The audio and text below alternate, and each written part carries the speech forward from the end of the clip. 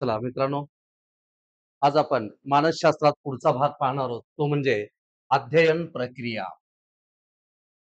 हे नवीन प्रकरण आहे. बघा, तुमचं डी-एड असेल किंबहुना तुमचं बी-एड असेल, तर मानसशास्त्रीय भाषा आपली काय असते?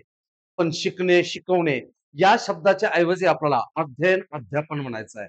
अध्ययन म्हणजे शिकणे आणि अध्यापन म्हणजे शिकवणे. अध्ययन, अध्यापन प्रक्रिया ही आपली मानसशास्त्रीय भाषा म्हणून ओळखली जाते. किंबहुना एक भावी शिक्षक, जेव्हा आपण शिक्षक म्हणतो, इकडं आपल्याला काय म्हटलं जातं? अध्यापक म्हटलं जातं. शिकवणारा कोण? अध्यापक. आणि जो शिकणारा असतो त्याला आपण काय म्हणतो? अध्ययनार्थी. अध्ययनार्थी विद्यार्थ्याला अध्ययनार्थी म्हणतात. त्याला जो शिकवतो तो शिक्षक. शिक्षकाला अध्यापक असं म्हटलं जातं. अजून इकडे याल तर लक्षात घ्या, इथली ही प्रक्रिया शिकणे शिकवण्याची प्रक्रिया याला काय म्हणतात? अध्ययन अध्यापन प्रक्रिया. म्हणजे विद्यार्थी अध्ययन करतात आणि त्यांना अध्यापन करण्याचं काम कोण करतात? अध्यापक करतात. तर इथे चॅप्टरचं नावच काय लक्षात घ्या, अध्ययन प्रक्रिया. अध्ययन म्हणजे सरळ सरळ शिकणे. आता लक्षात घ्या, जेव्हा अध्ययन म्हणजे शिकणे, शिकण्यासाठी आपल्याला जर शिक्षण ही संकल्पना आली, तर शिक्षण तुम्हाला शाळेतच येऊन घ्यावं लागतं असं नाही. बंद चौकटीच्या आत किंवा बंद दाराच्या आत शिक्षण घेता येत नाही. चौकटीच्या बाहेर जाऊन तुम्हाला शिक्षण घेता येतं. पण अध्ययन मात्र तुम्हाला शाळेत, महाविद्यालयात, व्यावहारिक संस्थेत जाऊनच तुम्हाला अध्ययन प्रक्रिया शिकता येते. आणि नेमकं मानसशास्त्रामध्ये अध्ययन प्रक्रिया हा संबंध का ठेवण्यात आला? अध्ययन प्रक्रिया का ठेवण्यात आली? तर अध्ययन प्रक्रिया म्हणजे काय? याबद्दल कोणी कोणी मानसशास्त्रात योगदान दिलं. मानसशास्त्रामध्ये योगदान देणारे हे कोण आहेत? हे लक्षात घ्या. गिल्फर्ड, बर्बर, Murphy, garret, Norman, crow and crow यांनी अध्ययनाबद्दलच्या व्याख्या सांगितलेल्या आहेत.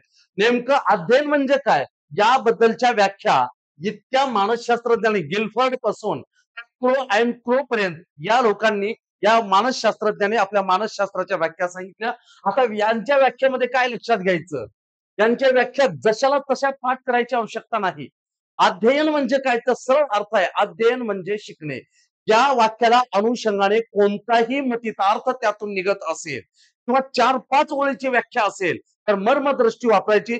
मर्मदृष्टीच्या अर्थाने शिकणे हा शब्द जर बाहेर येत असेल तर लक्षात घ्या, त्यावेळी त्या व्याख्या गिल्फर्ड पासून क्रो अँड क्रो यांनी केलेल्या आहेत. आता बघा, यांनी व्याख्या सांगितल्या, यांनी अध्ययनाबद्दलचं योगदान दिलं. पण आपण जे अध्ययन करतो ते अध्ययन प्रक्रियेचे कोणते? अध्ययन म्हणजे काय? शिकणे. शिकण्याचे टप्पे कोणते? शिकण्याचे एकूण 5 टप्पे मानसशास्त्रात सांगता येतात. त्यातला पहिला टप्पा बघा, त्यातला पहिला टप्पा सांगता येईल आपल्याला उद्दिष्ट. कोणतंही तुम्ही कार्य करत असाल तर कोणतंही कार्य उद्दिष्टाशिवाय शक्य होऊ शकत नाही. उद्दिष्ट जर डोळ्याच्या समोरच नसेल तर आपण कोणतंही कार्य करू शकत नाही. ध्येय जर निश्चित नसेल, उद्दिष्ट जर स्पष्ट नसेल तर उद्दिष्ट ध्येयाकडे जाणारी वाटचाल आपली चुकीची होऊ शकते. का शिकायचं हे जर माहित नसेल तर शिकण्याला अर्थ नसतो, अध्ययनाला अर्थ नसतो. अध्ययनासाठी पहिली कार्य कोणतं आहे? उद्दिष्ट समोर असलं पाहिजे. उद्दिष्टाच्या स्पष्टतेवर अध्ययन अवलंबून असतं. तुमचं नेमकं उद्दिष्ट काय आहे? त्या उद्दिष्टाच्या स्पष्टतेवर आपलं अध्ययन अवलंबून आहे. मला का शिकायचं आहे? सरकारी नोकरी पाहिजे यासाठी शिकायचं आहे, की माझा स्वतःचा सर्वांगीण विकास झाला पाहिजे, मला यासाठी शिकायचं आहे. तर प्रत्येक वेळी आपण नोकरीसाठी शिकतो असं नाही. काही वेळा आपल्याला इतर गोष्टी ज्ञान प्राप्त करण्यासाठी पण आपण शिकत असतो.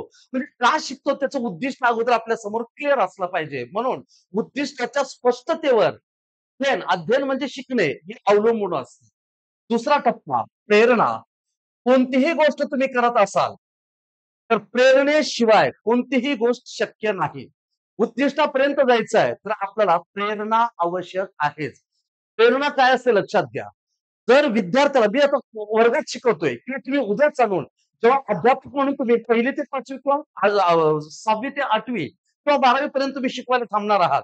तर जेव्हा तुम्ही तुमचा क्लासरूम मध्ये एंटर केलेला असाल आणि वर्गात तुम्ही आल्याच्या नंतर तुमचा विषय त्या विद्यार्थ्यांना शिकवत असताना आपल्या विषयामध्ये विद्यार्थ्यांनी जास्तीत जास्त मार्क्स घेतले पाहिजेत. जास्तीत जास्त गुण संपादन केले पाहिजेत.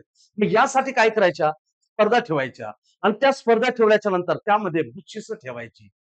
या क्लासमध्ये या क्लासरूमच्या एकच टेस्टमध्ये आपण पहिला आलो तर आपल्याला बक्षीस मिळतं किंवा एखादी ट्रॉफी मिळते. तर बक्षीस, ट्रॉफी त्यांच्यासाठी काय एक प्रकारची प्रेरणा आहे. ते बक्षीस किती आहे हे महत्वाचं नाही, पण सर्वांच्या समोर मला एकट्याला बक्षीस मिळतं, ही त्यांना मिळालेली प्रेरणा आहे. तेच ते साध्य करण्यासाठी प्रेरणेची गरज आहे. अध्ययनाचा दुसरा टप्पा, अध्ययनाचा तिसरा टप्पा, शोधन. आता लक्षात घ्या, जर तुम्हाला तुमचे उद्दिष्ट गाठायचे असेल तर प्रेरणा समोर पाहिजे. प्रेरणेने तुम्ही उद्दिष्टापर्यंत गेलात. प्रत्येक वेळी यश मिळेल असं नाही. बऱ्याच वेळी तुमच्या समोर अनेक मार्ग असतात. त्या सगळ्या मार्गातून योग्य मार्गाची निवड करायची आहे. प्रत्येक वेळी आपल्याला गणित सुचलंच असं नाही. कारण वर्गात सरांनी जर एखादी गणित तुम्हाला सोडून दाखवलं, अध्यापकाने एखादी गणित तुम्हाला वर्गात सोडून दाखवलेलं असेल, तर अध्ययनार्थी त्याच पद्धतीचं दुसरं गणित सोडवायचा प्रयत्न करतात. त्यावेळी त्यांना एका मार्गाने नाही, ते अनेक मार्गाने जातात. मग हळू ते उद्दिष्टेपर्यंत म्हणजे करेक्ट उत्तरापर्यंत येतात. ते सहजासहजी येत नाहीत. अनेक मार्ग, अनेक प्रयत्न ते करत राहतात आणि यामध्ये चुकीचे प्रयत्न टाळून योग्य मार्ग ते साध्य करतात. म्हणजे शोधनासाठी गरज काय? योग्य मार्गाचा शोध घ्यायचा. शोधनात्मक हालचाली. योग्य उत्तरासाठी तुम्ही हालचाली केल्या पाहिजेत. वेगवेगळे मार्ग तुमच्या अवतीभोवती आहेत. त्यापैकी योग्य मार्ग कोणता? त्याची अचूक निवड करणं म्हणजे शोधन आहे. त्यानंतर चौथा टप्पा समायोजन. आयुष्य जगत असताना आपल्याला जशी समायोजनाची गरज असते, तसं अध्ययनासाठी सुद्धा परिस्थिती सोबत आपल्याला समायोजन करून घ्यावंच लागतं. समायोजन, सरळ सरळ ऍडजस्टमेंट. आपल्याला परिस्थितीनुरूप प्लस समायोजन आपल्याला अपेक्षित असतं. तर समायोजनात गरज काय? बदलत्या परिस्थितीनुसार पण स्वतःच बदल करून समायोजन करून घ्यायचं आहे. तर नुसत्या परिस्थितीनुसार आपल्याला समायोजन नाही करायचं. परिस्थितीनुसार बदलू नका. तुमची मानसिक प्रतिक्रियात सुद्धा बदल झाला पाहिजे.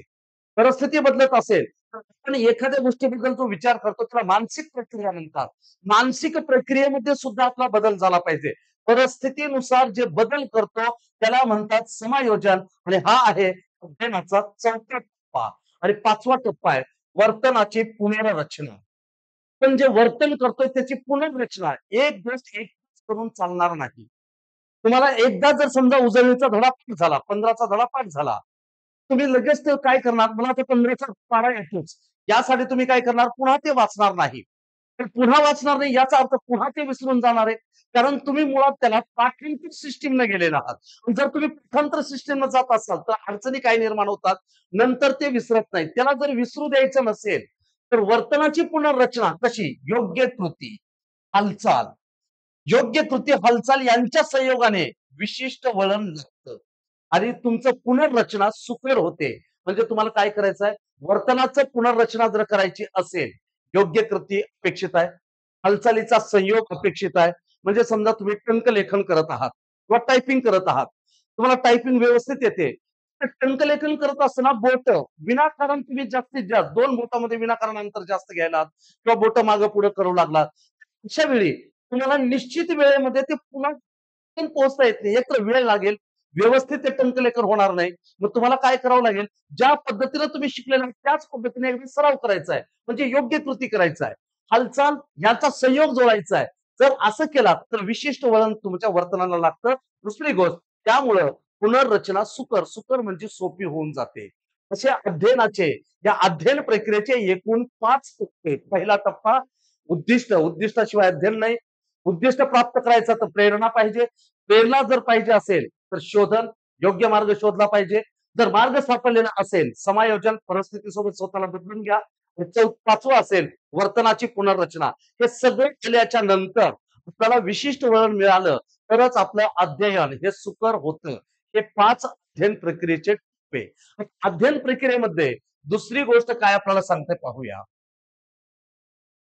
आता बघायचं आपल्याला अध्ययनाची वैशिष्ट्ये कोणती? अध्ययनाच्या वैशिष्ट्यात पहिलं वैशिष्ट्य, अध्ययन अजन्म चालणारी प्रक्रिया आहे. अध्ययन कधीच थांबत नाही. अध्ययन प्रक्रिया जन्माला आल्यापासून जन्मापासून ते मृत्यूपर्यंत ही प्रक्रिया चालत असते. दररोज माणूस काही ना काही शिकत असतो. मग ते शिकण्यासाठी शाळेतच जा असं नाही. एखादी वाईट गोष्ट असेल, त्या वाईट गोष्टीतून सुद्धा माणसाने जगलेलं असतं. काहीतरी शिकलेलं असतं. जेव्हा तुम्ही जन्माला येता, जन्मापासून मृत्यूपर्यंत आपण काही ना काही शिकत असतो. मग परिस्थिती तुमची सकारात्मक असो की परिस्थिती तुमची नकारात्मक असो. म्हणजे हे अध्ययन करण्यासाठी, अध्यापनासाठी तुम्ही शाळेत यावं असं नाही. शाळा बुडवल्याच्या नंतर काय होतं त्याचे परिणाम हे जे तुम्ही शिकतायत, शाळेच्या बाहेर पण शिकतायत. म्हणजे कुठे ना कुठे तुम्ही शिकतायत. म्हणून मानसशास्त्रज्ञ काय सांगतात? अध्ययनाचं पहिलं वैशिष्ट्य काय? अध्ययन ही अजन्म चालणारी प्रक्रिया आहे. ती मरेपर्यंत थांबत नाही. दुसरं वैशिष्ट्य, अध्ययन तुमचं उद्दिष्टानिवेशी असलं पाहिजे. ते उद्दिष्टानिवेशी म्हणजे उद्दिष्टाला धरून अध्ययन असलं पाहिजे. तुम्ही एखादी काम करत असाल, का करत आहात? दिवसभर मला शेतात रोजगार करायचा आहे. उद्दिष्ट काय? रोजगार करण्याच्या पाठीमागचं उद्दिष्ट काय? की मला आज त्या रोजगाराचा मोबदला मिळणार आहे. त्या मोबदल्यासाठी तुम्ही काय करताय? तुमचं काम करताय. मग तुम्ही वर्गात येऊन अध्ययन का करतात? शिकता का? का शिकायचं त्याचं उद्दिष्ट स्पष्ट असलं पाहिजे. मग जे अध्ययन करतायत ते उद्दिष्टानिवेशी असलं पाहिजे. त्यानंतर तिसरं वैशिष्ट्य, अध्ययनासाठी प्रेरणा लागते. बिलकुल. प्रेरणेशिवाय अध्ययन होत नाही. हे पहा इथे मी तुम्हाला एक संगणकाचा वापर म्हणून उदाहरण दिलेलं आहे. काय भानगड आहे लक्षात घ्या. अध्ययनासाठी प्रेरणा म्हणजे काय? तुम्ही एखाद्या शासकीय कार्यालयात काम करत असाल, शाळेत, महाविद्यालयात कुठेही काम करत असाल.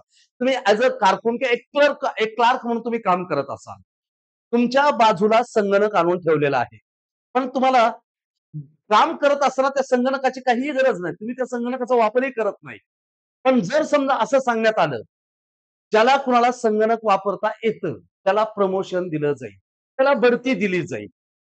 जेव्हा तुम्हाला असं सांगण्यात येतं, की ज्याला कुणाला संगणक वापरता येईल त्याला बढती दिली जाईल, त्यावेळेस मुद्दाम जाणीवपूर्वक आपण जवळ असलेल्या संगणकाचा आपोआप वापर करत असतो. म्हणजेच काय? काय मिळालं तुम्हाला? प्रेरणा.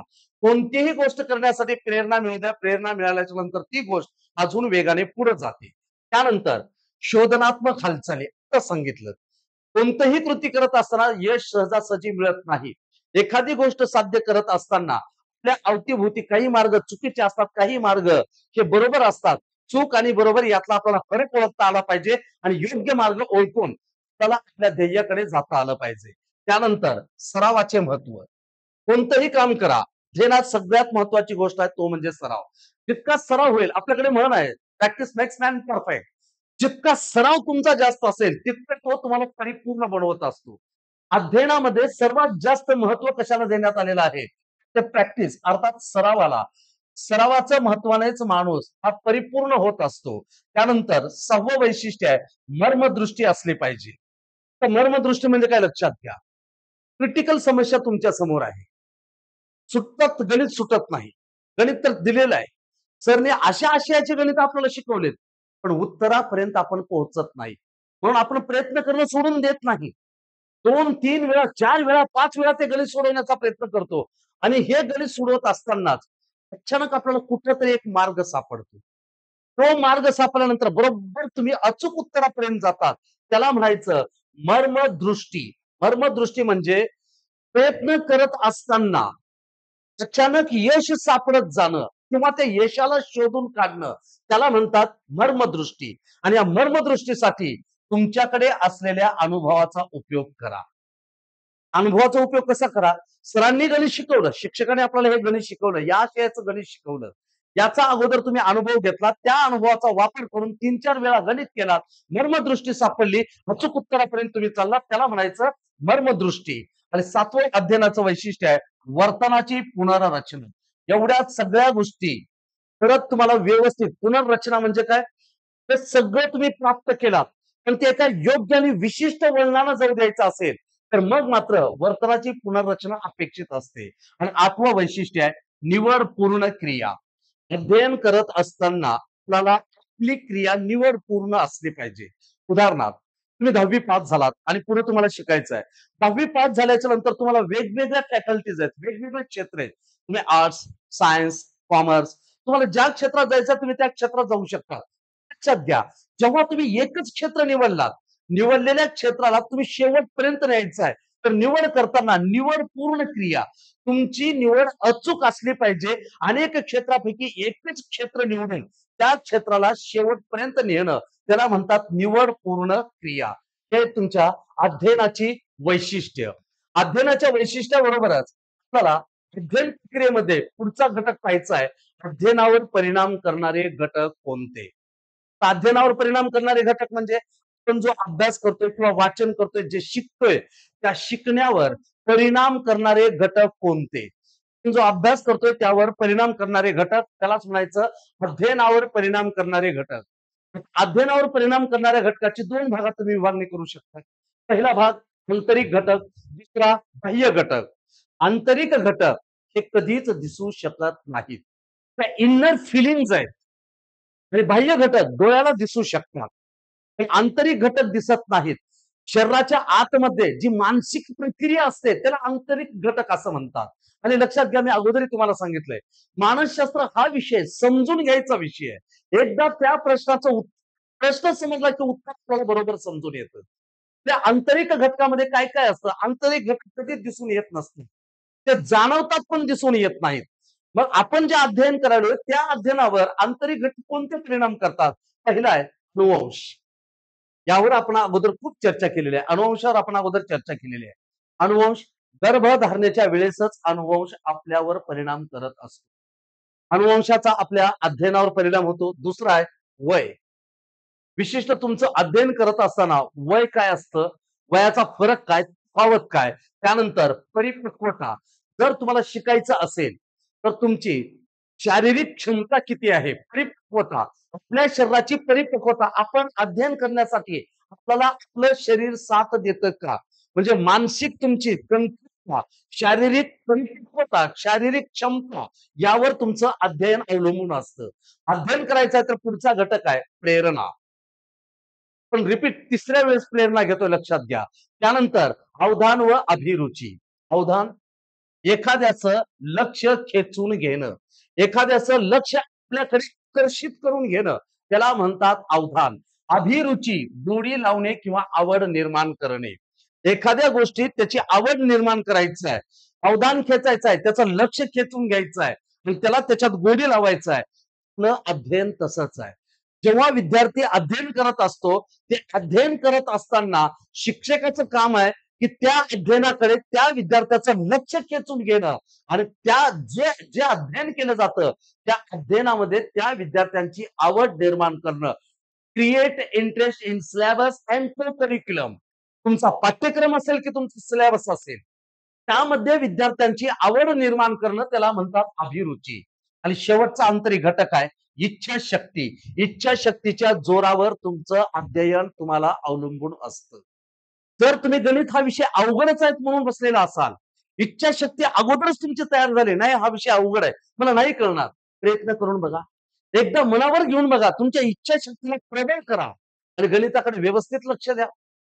जिथं तुम्हाला 100% नाही कळणार, तिथं किमान पहिल्या प्रयत्नात 30% कळेल, दुसऱ्या प्रयत्नात 50% कळेल. यात प्रयत्न करत जा, तुमची इच्छाशक्ती दाखवून द्या, आपोआप तुम्ही 70-80% जाऊ शकता. म्हणजे कोणतंही अध्ययन करत असताना अध्ययनावर आंतरिक घटक एकूण 6 घटक परिणाम करतात. हे झाले आंतरिक घटक जे आपल्याला दिसू शकत नाहीत. तर दुसरा घटक बाह्य घटक. अध्ययनावर परिणाम करणारे दोन घटक, एक आंतरिक, दुसरा बाह्य घटक. आता बाह्य घटक जे डोळ्याला दिसू शकतात, त्यातला पहिला घटक आहे कौटुंबिक व सामाजिक पार्श्वभूमी. सगळ्यात महत्वाची गोष्ट आहे, जे विद्यार्थी अध्ययन करत असतात, अध्ययनार्थ्याची कौटुंबिक पार्श्वभूमी कशी आहे, त्याची सामाजिक पार्श्वभूमी कशी आहे, कुटुंबातून तो निघाला, समाजात आला, ज्या कुटुंबातून तो आला त्या कुटुंबामध्ये त्याला मिळालेलं वातावरण कसलं, ज्या समाजातून, ज्या सोसायटीमधून तो आला तिथलं त्याला मिळालेलं वातावरण कसलं, हे सुद्धा अध्ययनावर परिणाम करतं. अध्ययनावर परिणाम करणारा बाह्य घटकातला पहिला घटक आहे कौटुंबिक आणि त्याची सामाजिक पार्श्वभूमी. दुसरा आहे पूर्व अनुभव. या गोष्टीसाठी त्याच्याकडे असलेला अगोदरचा अनुभव काय, अध्ययनासाठीचा अगोदरचा अनुभव काय. तिसरा घटक आहे योग्य वातावरण. अध्ययन करण्यासाठी, शिकण्यासाठी त्याला दिलेलं वातावरण योग्य आहे का, पोषक आहे का. मग या पोषक वातावरणासाठी आपण काय काय केलेलं असतं, लक्षात घ्या. आपण पण उद्याचे भावी शिक्षक आहोत किंवा ऑलरेडी काही जण असतीलही. मित्रांनो लक्षात घ्या, हे योग्य वातावरण पुरवण्यासाठी आम्ही कधी त्या विद्यार्थ्याला जिल्हा परिषदच्या शाळेत ठेवलेलं असेल, कधी त्याला गावातल्याच एखाद्या संस्थेमध्ये ठेवलेलं असेल, शहरातल्या एखाद्या संस्थेत ठेवलं असेल, तिथंही त्याला योग्य वातावरण मिळत नसेल, मग मात्र आम्ही अशा वेळी त्याला कॉन्व्हेंटच्या स्कूलमध्ये टाकलेलं असेल, त्याला इंग्लिश मीडियमला टाकलं असेल, त्याला सीबीएसई पॅटर्न दिलेला असेल, त्याला सेमीचा पॅटर्न दिलेला असेल. याचा अर्थ काय? तुमच्या कौटुंबिक आणि सामाजिक पार्श्वभूमीनुसार त्याला कोणते वातावरण तुम्ही प्रोव्हाईड करता, म्हणजे योग्य वातावरण कसं देऊ शकतात, यावर हा घटक तुमचा अवलंबून असेल. त्यानंतर आशयाचे स्वरूप,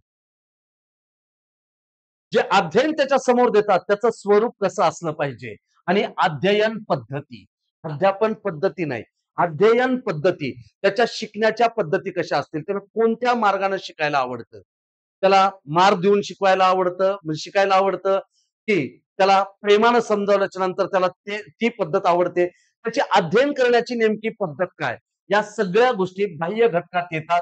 घटक बाह्य असो की घटक आंतरिक असो, हे दोन घटक अध्ययनावर परिणाम करणारे घटक आहेत. आणि अध्ययनावर परिणाम करणाऱ्या आंतरिक 6 घटकासह आणि बाह्य घटकाच्या 5 घटकासह हे परिणाम करणारे एकूण 11 घटक आपल्याला दिसून येतात. याला म्हणायचं अध्ययनावर परिणाम करणारे घटक, आंतरिक आणि बाह्य घटक. यानंतर अध्ययनाशी संबंधित असलेला पुढचा पॉइंट पाहूया. अध्ययनाशी संबंधित असलेला पुढचा पॉइंट आहे अध्ययन वक्र. आता थोडस समजून घ्या, अध्ययन वक्र काय असतं हे अध्ययन वक्र. अध्ययन म्हणजे शिकणे. शिकत असताना हळूहळू त्या विद्यार्थ्याच्या आयुष्यात वक्रपणा कसा येतो, तो कसा पुढे जात असतो, ते तुम्हाला टप्पे सांगितलेले आहेत. तर लक्षात घ्या, अध्ययन म्हणजे सरळ सरळ काय, या अध्ययन वक्रावरून अध्ययनाच्या तिचा वेग समजतो. तुम्ही किती अध्ययन केलेलं आहात, त्या अध्ययनात तुमची प्रगती किती झाली. आता हे सगळं ऐकल्याच्या नंतर तुम्हाला या पहिल्या वाक्याचा अर्थ कळेल. विद्यार्थी लहान आहे, लहान असताना तो अध्ययनाला सुरुवात केला. जर तो अध्ययनाला सुरुवात केला तर अध्ययन वक्र सुरू झालं. अध्ययन वक्रातली पहिली घटक किंवा पहिला घटक कोणता असेल, तर तो आहे त्या विद्यार्थ्याच्या सुरुवातीच्या प्रगतीचा टप्पा. तर त्या विद्यार्थ्याच्या सुरुवातीच्या प्रगतीचा कोणता असणार आहे. कोणताही विद्यार्थी सुरुवातीला अभ्यासाला सुरुवात केली असेल तर त्याच्या प्रगतीचा वेग हा मंदावलेलाच असतो. लागलीच त्याला सगळ्याच गोष्टी एकदाच कळत नाहीत. त्याला जर तुम्ही बाराखड्या शिकवत असाल आणि लगेच त्याला उजळणी देत असाल, उजळणी बाराखड्या एकाच वेळी नाही करणार तो हळूहळू सुरुवात करत असताना त्याच्या अध्ययनाची प्रगती ही निश्चित मंदावलेली असते. पण जेव्हा त्याच्या ते अंगवळणी पडलेलं असतं त्यावेळी तो आपोआप त्या गोष्टीला ग्रीप घेतलेला असतो, त्या गोष्टीमध्ये आपोआप तो पुढे गेलेला असतो. म्हणजेच सुरुवातीच्या प्रगतीच्या टप्प्यात, म्हणजे तो पहिल्यांदा शिकायला आला तेव्हा त्याच्या प्रगतीचा वेग हा मंद असतो. नवीन कौशल्य, उत्साह, जिज्ञासा या गोष्टीमुळं अध्ययनाकडे येतो. म्हणजे काय, तो सुरुवातीला काय शिकायला लागतो, नवीन कौशल्य आहे, याच्यात काहीतरी वेगळं आहे. फक्त आपण त्याला ही बाराखडी लिहि म्हणत नाही, मला अननसाचं नवीन कौशल्य आहे. नवीन कौशल्य म्हणजे ते ब्रह्म होतं. नुसते त्याला सांगत नाही आपण बाराखडी शिकवतो ना, हे काय बाबा नुसतं मी म्हणत नाही, गणपतीचं, गणपती आपोआप त्याच्या समोर तयार व्हायला लागतो. म्हणजे नवीन कौशल्य त्याला शिकू लागलं, म्हणून त्याला आवड निर्माण झाली. त्याचबरोबर त्याचा उत्साह असं वेगवेगळं जर सांगत चालला, उत्साह वाढतो, जिज्ञासा वाढते, म्हणून ते हळूहळू अध्ययनाकडे येतं. पण जेव्हा अध्ययनाला सुरुवात करतो, सुरुवातीला वेग त्याचा मंदावलेला असतो. ही गोष्ट लक्षात घ्या. अध्ययन वक्राचा पहिला टप्पा सुरुवातीच्या प्रगतीचा टप्पा. दुसरा टप्पा जलद. आता त्यानं अभ्यासाला जलद सुरुवात केलेली आहे. आपोआप तुम्ही काहीही सांगाल त्याला आता कळून चाललेलं आहे. त्याला बाराखडी लिहा म्हणलं, सरावानं काय केलं, त्याला फास्टली लिहायला चालू करतो. त्याला सगळं अगोदर कळलेलं आहे. उजळचा एखादी पाठ सांगा त्याला, ते बरोबर सांगून जातं. म्हणजे हा जलद गतीचा पट्टा आहे. कारण लक्षात घ्या, ही जलद गती का तयार होते, सगळ्या गोष्टी त्याला अंगवळणी पडलेल्या असतात. अंगवळणी पडल्याच्या नंतर प्रगतीचा वेग विद्यार्थ्याचा आपोआप वाढतो. दुसरी गोष्ट, जर सराव जास्त झालेला असेल, सरावाने लेखनाची गती वाढते. त्याला सारखं शुद्ध लेखन, लहानपणी आपल्याला शुद्ध लेखन काढ, पुन्हा बाराखड्या काढ का म्हटलं जातं, सराव आहे. सरावामुळं त्याच्या लेखनाची गती वाढते आणि हे अंगवळणी पडतं. अंगवळणी पडल्याच्या नंतर आपोआप प्रगतीचा वेग वाढतो. अध्ययन वक्राचा दुसरा टप्पा जलद गती. त्यानंतर तिसरा अवस्था. एक लक्षात घ्या, हे विद्यार्थी जीवनात प्रत्येकाला एकदा तरी पठार अवस्था आलेली असतेच. या पठार अवस्थेतून विद्यार्थ्याला बाहेर काढण्याचं अध्यापकच त्याला बाहेर काढू शकतो. तो अध्यापक म्हणजे त्यांच्यासाठी त्या बागेचा माळी असतो. कुठारावस्था नेमकी त्याच्या आयुष्यात कधी येईल हे निश्चित सांगता येत नाही. त्या विद्यार्थी जीवनामध्ये ही कुठारावस्था किती दिवस राहील हे पण सांगता येत नाही. प्रत्येक विद्यार्थ्याच्या आयुष्यात एकदा तरी कुठारावस्था असतेच. पण नेमकं ती कुठारावस्था कोणत्या वयात येईल आणि किती दिवस ती कुठारावस्था राहील हे सांगता येत नाही. मुळात कुठारावस्था येतेच का? काय येते? त्याचं कारण आहे. त्याला जे काम दिलं त्या कामातलं नाविन्य संपलेलं असेल. कामातला नवीनपणा संपलेला असेल. उठ-सूट त्याला सांगत असाल उजळणी लिहे किंवा शुद्धलेखन लिहे. हा 4-4, 5-5 पानं जर लिहायला सांगत असाल, तर उजळणी नावाचा प्रकार आणि शुद्ध लेखनाच्या प्रकरणामध्ये नवीनपणा त्याला काही दिसत नाही. त्याच्यात नाविन्य काहीच नसेल. त्याचा हळू उत्साह कमी होऊन जातो. उत्साह कमी झाला, त्या गोष्टीकडे बघण्याचा त्याचा दृष्टिकोन अतिशय नकारात्मक व्हायला लागतो. मग पुन्हा त्याला हीच गोष्ट नव्याने करावं वाटत नाही. अभ्यास कर म्हणलं की त्याला कंटाळा यायला लागतो. वाटेल ते करेल पण अभ्यासाकडे नको. मग तो बळजबरीने शरीराने तो अभ्यास करेल पण मनाने अभ्यास करू शकणार नाही. ही पिठारावस्था असते. पिठारावस्था काय येते? जे काम त्याला सांगितलं त्या कामातलं नाविन्य संपणे, नवेपणा संपून जाणे. दुसरी गोष्ट त्या कामासाठी त्याला जी प्रेरणा पाहिजे असते ती प्रेरणा कमी होत जाणे. त्यानंतर उपकौशल्याचा अभाव. उजळणी पाठ करून घेत असताना आपण त्याला व्यवस्थित पाठ करून घेतली. धडे पाठ करून घेताना व्यवस्थित पाठ करून घेतले. कौशल्याला उपकौशल्य एक पाठ होण्यासाठी दुसरं काय वापरावं? त्याचे उपकौशल्य असतात. याचा आपल्याला कुठेतरी अभाव दिसतो. या सगळ्या कारणामुळं विद्यार्थ्याच्या आयुष्यामध्ये पठारावस्था येते. ही पठारावस्था नेमके केव्हा येईल हे सांगता येत नाही आणि किती दिवस असेल हे सांगता येत नाही. या पठारावस्थेतून विद्यार्थ्याला बाहेर काढण्याचं काम शिक्षक करत असतात. हे अध्ययन वर्गाचा 3रा टप्पा आणि 4था टप्पा असेल अंतिम प्रगती.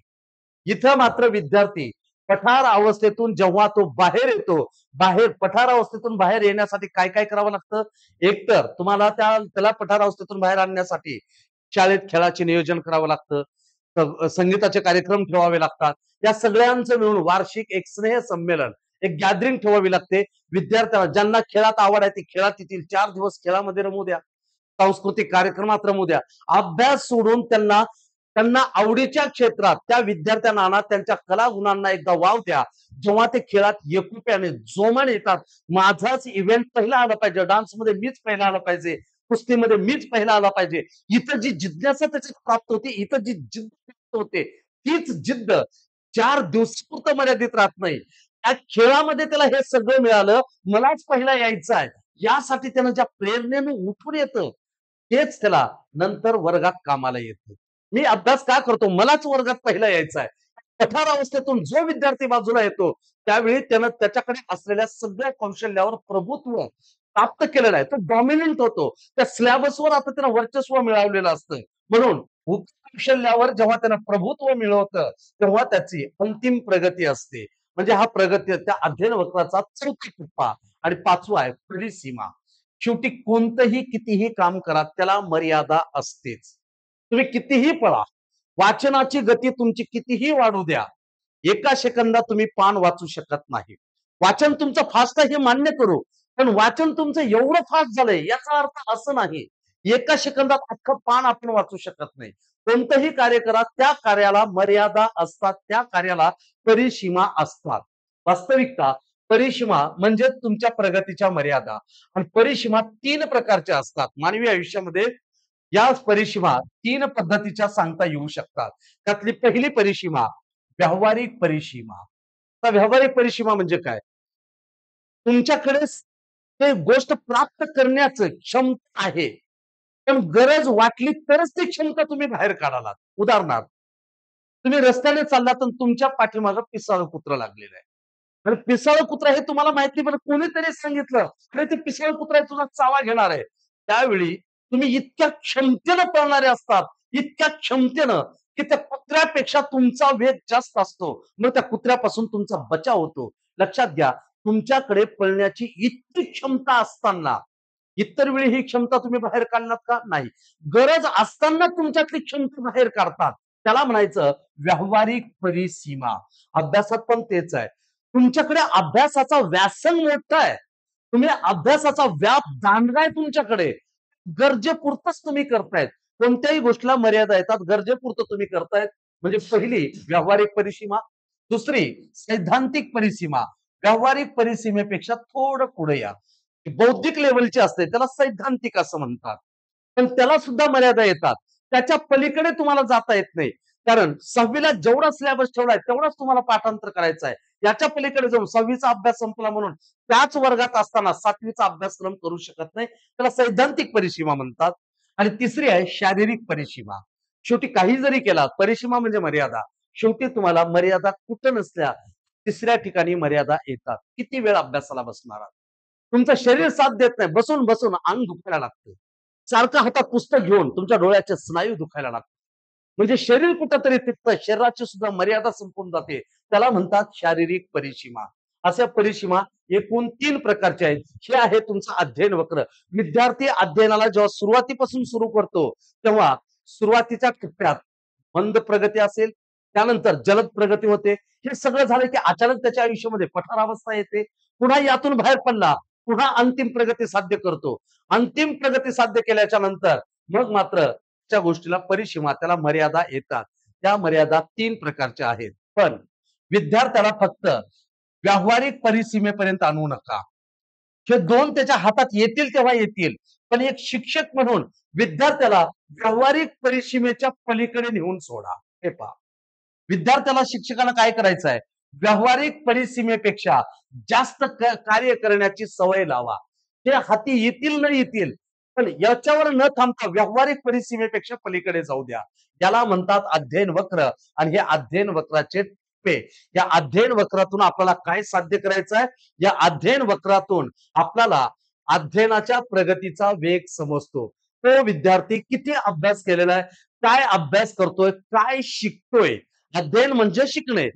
काय शिकतोय, किती शिकलेला आहे, त्या शिकण्याच्या त्या अध्ययनाच्या प्रगतीचा वेग कशावरून समजतो? तर उत्तर असेल अध्ययन वक्र. या अध्ययन वक्रावरून तुमच्या अध्ययनार्थ्याचा किंवा त्या विद्यार्थ्याच्या प्रगतीचा वेग आपल्या लक्षात येऊ शकतो. आता यानंतर अध्ययनाशी रिलेटेड असलेली दुसरी गोष्ट कोणती? यानंतरची गोष्ट असेल किंवा यानंतरचा घटक असेल अध्ययनाच्या उपपत्त्या. आता उपपत्त्या म्हणजे सिद्धांत आहेत. अध्ययन म्हणजे शिकणे. शिकण्यासाठी कोणकोणत्या मानसशास्त्रज्ञाने कोणकोणत्या उपपत्त्या मांडल्या, कोणकोणते सिद्धांत त्याने मांडले. अध्ययनाच्या उपपत्त्या तुम्हाला 3 भागात विभागता येतात. अध्ययनाचे उपपत्त्या 3 भागात. एक साहचर्यवादी उपपत्ती, दुसरी ज्ञानात्मक उपपत्ती, तिसरी आधुनिक उपपत्ती. उपपत्ती म्हणजे समोर जे तुम्हाला हे दिले ना, हे मानसशास्त्रज्ञ. या मानसशास्त्रज्ञांनी यासाठी कोणतं डिव्होशन दिलेलं आहे? अध्ययनाची कोणती उपपत्ती मांडली? अध्ययन करताना आपल्याला काही उपपत्त्या, या उपपत्त्यामुळं यांच्यापासून प्रेरणा घेऊन आपल्याला अध्ययन करता येतं. म्हणून अध्ययनाच्या उपपत्तीचे मानसशास्त्रात 3 भागात वर्गीकरण आहे. पहिलं साहचर्यवादी, दुसरं ज्ञानात्मक उपपत्ती आणि तिसरं आहे ते आधुनिक उपपत्ती. साहचर्यवादी उपपत्ती. आता तुम्हाला प्रश्न कसे विचारले जातील? यापैकी कोणती एक उपपत्ती तुम्हाला दिली जाईल? साधक अभिसंधान उपपत्ती किंवा मानसशास्त्रज्ञ स्किनर यांची साधक अभिसंधान उपपत्ती पुढील पैकी अध्ययनाच्या कोणत्या उपपत्तीच्या वर्गीकरणात येते? साहचर्यवादी, ज्ञानात्मक की आधुनिक?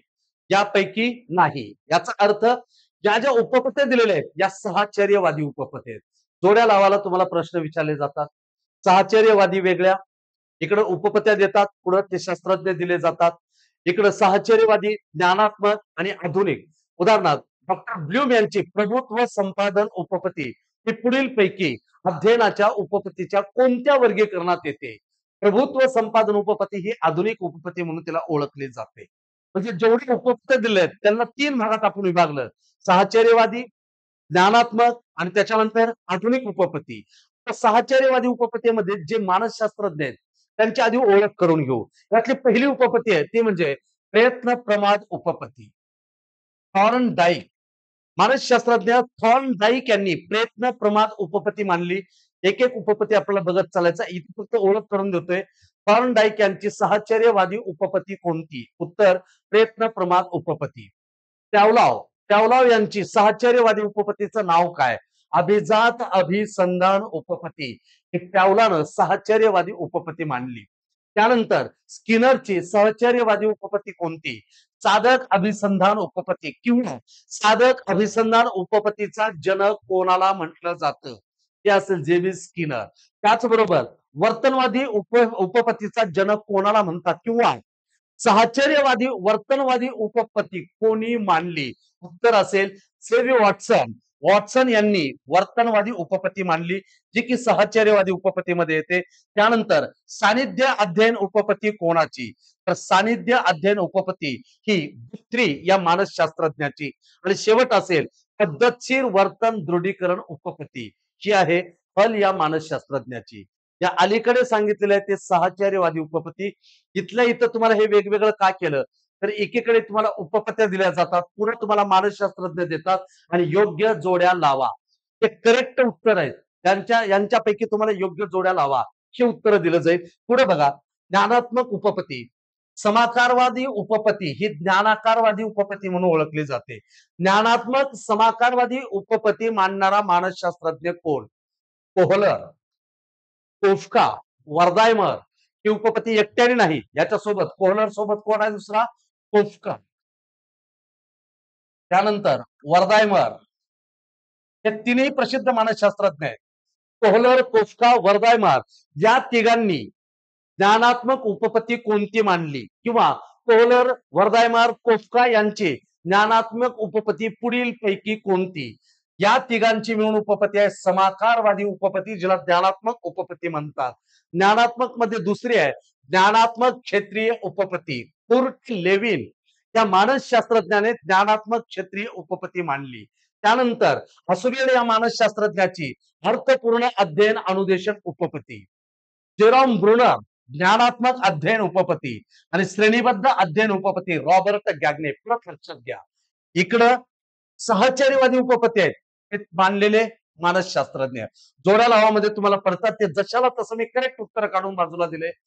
समाकारवादी उपपत्तीचा जनक कोण? कोहलर. इकल्यापैकी एक दोन विचारले जातील, इकल्यापैकी एक दोन, तिकल्यापैकी एक दोन. जोड्या लावायला हे विचारले जातात. त्यासाठी अगोदर फक्त मी तुम्हाला यादी बाजूला काढून दिले. त्यानंतर ज्ञानात्मक उपपत्ती मानणारे कोण आहेत? मुळात मानसशास्त्रात ज्ञानात्मक उपपत्त्या प्रामुख्याने 3 सांगितल्या जातात. त्यांच्या उपपत्त्या वेगळ्या असतील. प्रमुख 3 उपपत्त्या आपल्याला सांगता येतात. पहिले आधुनिक उपपत्ती आहे प्रभुत्व संपादन उपपत्ती. आणि प्रभुत्व संपादन उपपत्ती मांडणारा मानसशास्त्रज्ञ विक्टर ब्लूम यांनी कोणत्याही गोष्टीवर प्रभुत्व कसं संपादन करावं ही उपपत्ती मानसशास्त्रामध्ये ब्लूम यांनी पहिल्यांदा मांडली. त्यानंतर दुसरी आहे सामाजिक निरीक्षणात्मक अध्ययन उपपत्ती. या मानसशास्त्रज्ञाला कोणीही विसरू शकत नाही, त्याची गाजलेली ही उपपत्ती आहे. अल्बर्ट बांदुरा यांनी सामाजिक निरीक्षणात्मक अध्ययन उपपत्ती ही आधुनिक उपपत्ती म्हणून मांडली. आणि तिसरी आहे माहिती प्रक्रियाकरण अध्ययन उपपत्ती. डोनाल्ड नॉर्मन यांनी ही उपपत्ती मांडली. आधुनिक उपपत्त्या एकूण 3. पहिली प्रभुत्व संपादन उपपत्ती, दुसरी सामाजिक निरीक्षणात्मक अध्ययन उपपत्ती आणि तिसरी माहिती प्रक्रियाकरण अध्ययन उपपत्ती. अशा एकूण अध्ययनाच्या उपपत्त्याचं वर्गीकरण 3 भागात केलं जातं. त्यातला पहिला भाग साहचर्यवादी, दुसरा ज्ञानात्मक आणि तिसरा आधुनिक. तर यापैकी आपल्याला एक एक उपपत्त्या साहचर्यवादीमध्ये बघायचं. ते पहिली बघतोय आपण प्रयत्न प्रमाद उपपत्ती.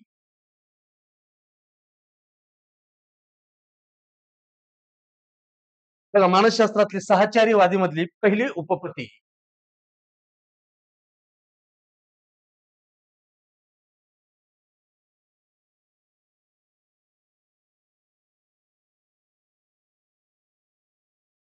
प्रयत्न प्रमाद उपपत्ती. ठीक आहे, असू द्या. हे पहा, आताच आपण पाहिलं प्रयत्न प्रमाद उपपत्ती. ही उपपत्ती मांडणारा मानसशास्त्रज्ञ आहे थॉर्नडाईक. तर थॉर्नडाईक यांनी या उपपत्तीत आपल्याला काय सांगितलेलं आहे? थॉर्नडाईकने ही उपपत्ती मांडताना आपल्या समोर त्यांनी एक प्रयोग करून दाखवलेला आहे. थॉर्नडाईकचा हा प्रयोग कशावर होता लक्षात घ्या. थॉर्नडाईकने प्रयोग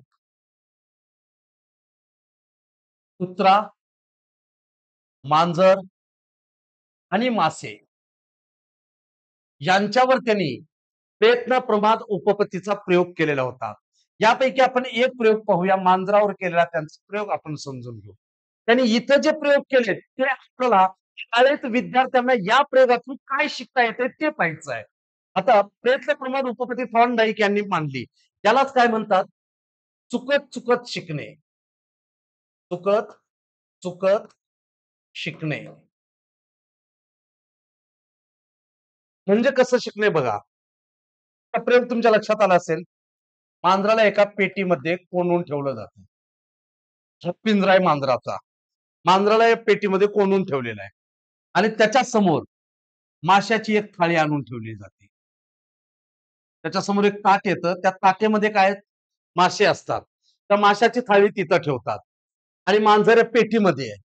पेटीला दार पूर्ण त्याचं पॅक आहे. आता त्याला बाहेरचं अन्न खायचं आहे.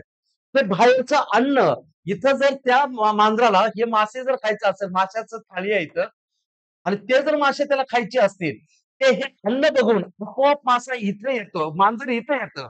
परंतु दरवाजा कसं काढायचं हे त्याला माहित नाही. अन्न बघितल्याच्या नंतर ते खूप प्रयत्न करतं. इकडं-तिकडं फिरतं. हालचाली करतं, मार्ग शोधायला बघतं आणि योगायोगानं त्याला मार्ग सापडतो. एवढ्या सगळ्या हालचाली करत असताना, उड्या मारत असताना, इथं जो दरवाजा आहे, त्या दरवाजाची कडी इथे कुठेतरी असते आणि त्याला ते प्रयत्न करत असताना, विविध हालचाली करत असताना, त्यावेळी त्याचा चुकून त्याला हात लागतो आणि दरवाजा खुलला जातो. मग माशाची थाळी त्याला मिळते. इथं आपण काय शिकतो लक्षात येतं? तुम्हाला तुमचं उद्दिष्ट काय? खाणे हे तुमचं उद्दिष्ट आहे. आणि यासाठी तुम्हाला काय आणून देण्यात आलेलं आहे? मासे आणून देण्यात आलेले आहेत. म्हणजे तुमचा उद्देश काय लक्षात घ्या. उद्दिष्ट काय तुमचं? तुम्हाला मासे खायचेत हे तुमचं उद्दिष्ट आहे. आणि उद्दिष्टाकडे जायचं असेल, तर आपल्या हालचाली शोधनात्मक असल्या पाहिजेत. शोधनात्मक योग्य मार्ग हालचाली असल्या पाहिजेत. त्याच्यापर्यंत जायचंय. समस्या तर फार मोठी निर्माण झाली. आपण जीवन जगत असताना याच पद्धतीची समस्या आपल्या समोर निर्माण होणाऱ्या लक्षात घ्या. हे विसरू नका. जे जीवन जगताना समस्या येणार आहेत, तेव्हा आपण गांगारून जात नाही. तिथं सुद्धा आपण काही ना काही प्रयत्न करून मार्ग काढतोच.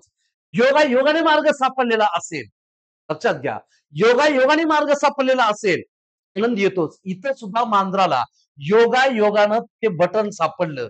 योगायोगानं खटका सापडला आणि मग मांजर बाहेर आलं. पण हे उद्दिष्ट साध्य करण्यासाठी त्याला अनेक प्रयत्न करावे लागले. अनेक हालचाली केल्या आणि हालचालीनंतर योगायोगानं त्याला यश मिळालं. म्हणजे या उपपत्तीत विद्यार्थी अध्ययन करत असताना जे यश मिळू लागलंय, ते सुरुवातीला योगायोगाने त्याला यश मिळालेलं आहे. आतापर्यंत तो गणित सोडत होता. 1 तासापासून गणित सोडत होता. गणित सुटत नव्हतं. पण एक प्रयत्न असा त्यानं करून बघितला आणि त्याला आपोआप योगायोगानं ते गणित सुटलेलं असेल. तर दुसऱ्या वेळेस लक्षात घ्या. आता मांजराला हे पहिल्या दिवशी असं करण्यात आलं. दुसऱ्या दिवशी पुन्हा माशाची थाळी आणून देण्यात आली. पुन्हा मांजर हळू-हळू ते इकडे-तिकडे प्रयत्न करू लागलं. पण लगेच त्याला ते दार कुठाय लक्षात आलं. म्हणून त्यानं दुसऱ्या-तिसऱ्या प्रयत्नामध्ये काय केलं? मग ते दार काढलं, माशाची थाळी खाऊन ते आतमध्ये येऊन बसलं. आता पहा, असाच प्रयोग तुम्ही 3-4 दिवस केलेला असाल. आता मांजर या पिंजऱ्यामध्ये हे माशाची थाळी बघितल्यानंतर इकडं-तिकडं अनावश्यक हालचाली अजिबात करत नाही. माशाची थाळी समोर दिसली, की त्याला माहित आहे इथं त्याचं बटन आहे. ते बरोबर ते दरवाजा उघडतं. बाकीच्या सगळ्या हालचाली सोडून देतं.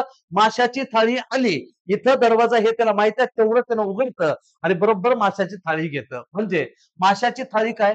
हा नैसर्गिक उद्दीपक आहे. उद्दीपक त्याला प्रेरित करण्यासाठी दाखवलेला हा नैसर्गिक उद्दीपक आहे. आणि त्यानं काय करतं लक्षात घ्या. माशाची थाळी समोर येताच आपलं दार काढणं आणि माशाची थाळी घेणं. म्हणजे आता त्याच्या अनावश्यक हालचाली सगळ्या मिटल्या. एखादी गणित अवघड आहे म्हणून सुरुवातीला त्याला जेवढे प्रयत्न करावे लागले होते, खूप वेळ लागला. पुन्हा त्या गणिताचा त्याला फॉर्म्युलाच सापडला. मग त्यानं काय केलं? विनाकारण वेळ वाया घालवायचा नाही. त्याच्या पायऱ्याच त्याला माहीत होऊन गेल्या आणि बरोबर तो तिथपर्यंत येऊ लागला. इथंही मांजर तेच करू लागलं. समोर माशाची थाळी आली. सुरुवातीला किती हालचाली केल्या आणि योगायोगानं त्याला यश मिळालं. नंतर 3-4 वेळा ती माशाची थाळी समोर आणल्यानंतर त्यानं काय करू लागलं? हालचाली कमी झाल्या. चुकीचे मार्ग त्यानं सोडून दिलं. योग्य हालचाल करून, एकच योग्य हालचाल करून त्यानं आपलं उद्दिष्ट गाठायला सुरुवात केलं. त्याला म्हणतात प्रयत्न, प्रमाद, उपपत्ती किंवा थॉर्नडाईक यांची चुका व शिका ही उपपत्ती किंवा चुकत चुकत शिकणे. योगायोगानं यश मिळाल्यानंतर विद्यार्थी त्याच यशाला शोधनात्मक हालचालीतून योग्य मार्गाकडे नेऊ शकतो. की थॉर्नडाईक यांची प्रयत्न प्रमाद उपपत्ती अशा अनेक उपपत्यासह पण पुढचा भाग कंटिन्यू करणार आहोत. तोपर्यंत आपल्या सर्वांना अशा उपपत्यांचा एकदा अभ्यास व्हावा, तुम्हीही वाचावं आणि वाचल्यानंतर तुमचे काही प्रश्न असतील तर निश्चित तुम्ही कळवत जा. पुढचा भाग याच उपपत्याचा आपण भेटणार आहोत. तोपर्यंत सर्वांना धन्यवाद मित्रांनो.